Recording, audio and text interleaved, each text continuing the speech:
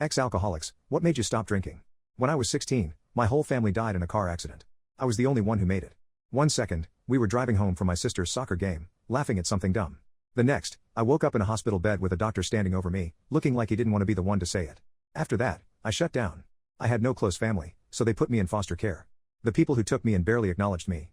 They made me sleep in the shed when I pissed them off. Some nights, I went to bed hungry. I started sneaking out, getting strangers to buy me whatever cheap liquor I could get my hands on. By 18, I was homeless. My routine was simple: wake up, go to work, buy booze, pass out, repeat. I had no reason to stop. I didn't care if I woke up the next morning or not. Then one night, I was drinking outside a gas station when a cop pulled up. I kept my head down, waiting for him to tell me to move or arrest me. Instead, he leaned against his car and said, "You even old enough for that?" I shrugged. "Yeah, basically." He looked at me for a second, then nodded toward his car. "Get in." I figured, what the hell? Maybe a night in a cell would be better than this. But he didn't take me to the station. He went inside the gas station and returned with a coffee and a bag of food. He handed them to me and said, "Eat." I stared at the bag. It had been a while since someone told me to eat like they actually cared. I didn't say much, but he got me to talk. I told him I had no home, nothing. He listened, then told me to wait at the station until his shift ended. That night, he brought me to his place. "Couch is yours," he said, tossing me a blanket. "We'll figure things out in the morning." I don't know why, but I told him everything. My family. The drinking. The foster home. He just nodded, like none of it surprised him. Then he told me he lost his wife in a car accident too. Said he got it.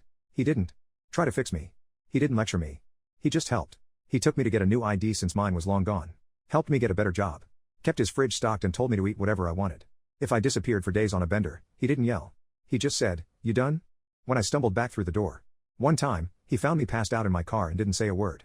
Just opened the door, pulled me up, and walked me inside. He sat me down at the kitchen table and put a plate of food in front of me. I could barely keep my eyes open, but I remember him saying, "You keep doing this, you're gonna end up like the guys I scrape off the sidewalk at 3 a.m. I laughed. Maybe that's the plan. He didn't laugh. Just shook his head and said, "Nah. Not you." I didn't believe him, but something about the way he said it stuck with me. One day, he came home and said, "Listen, I can get you into a program. Law enforcement. You just gotta sober up first." I wanted to say yes. I wanted to believe I could do it. But I couldn't. I told him no. Then one night, he didn't come home. The next morning, I saw the headline. A cop was shot in the line of duty. My stomach dropped. I ran to the hospital and pushed past the nurses until I found his room. He was unconscious, hooked up to machines. They said he'd live, but he'd need help. I told them I'd do it. For weeks, I took care of everything. Cooked. Cleaned. Picked up his meds. Made sure he got to his appointments. I barely thought about drinking. It just didn't seem important anymore. One night, he looked at me and said, "Hey, when did you quit?" I blinked. "Quit what?" He smirked. "I haven't seen you drunk in weeks." I hadn't even noticed. He clapped a hand on my shoulder and said, "That's what a real man does." After he healed, I told him I wanted to join the program. He helped me get in, and we became family. Eventually, I became a cop, too. That was 7 years ago, and I haven't thought of having a sip since.